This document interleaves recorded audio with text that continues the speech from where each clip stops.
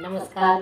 बहुत ही सुंदर एक चुटकुला राजपाट का गीत आप लोग को सुनाने जा रही हूँ कि ये जो बुढ़ाई आ जाती है तो सास का दुख है, बहुत परेशान करती है। तो वही सास के ऊपर एक गाना है कि बूढ़ी सास परेशान है कि अपना दुख किसको सुनाऊं। तो उसी पर एक गीत है, जब बहू आ जाती है तो घर की मालकिन बन जाती है और सास बेचारी परेशान होती है। उसी पर बहुत ही सुंदर नाचपत का गीत है।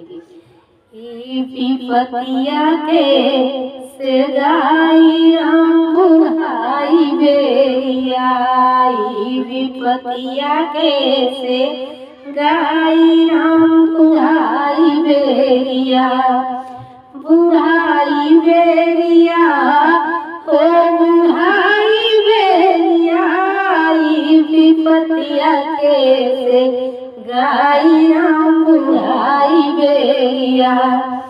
आई पतहिया भई घर के मलिकिन सब पर हुकुम चलावई हो, सब पर हुकुम चलावई, हमरा नाम धरावई हर जाई राम बुढ़ाई बेरिया, ई विपतिया के से गाई राम बुढ़ाई बेरिया, ई विपतिया के से गाई राम बुढ़ाई बेरिया।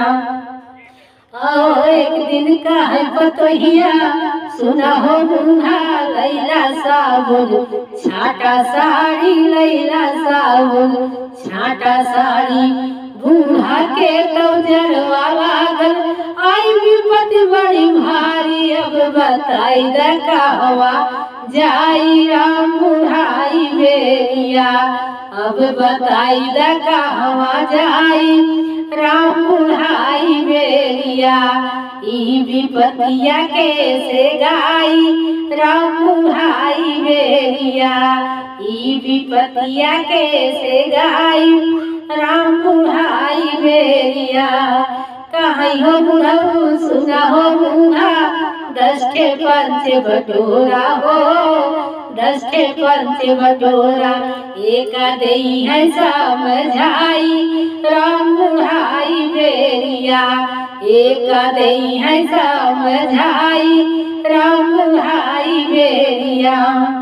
आई के पंच पलंग चढ़ बैठे करन लागे न्यायी हो, आई के पंच पलंग चढ़ बैठे करन लागे न्यायी, भीतरा से आई पतोहिया कह पतोहिया सुना हो पंचम, एही बुढ़वा के खाई भगवती कर चलो ना जुगाई, तब तिरछी नजर चलाई राम बुढ़ाई बेरिया, तब तिरछी नजर चलाई राम बुढ़ाई बेरिया, ई विपतिया के से गाई राम बुढ़ाई बेरिया, ई विपतिया के से गाई राम बुढ़ाई बेरिया।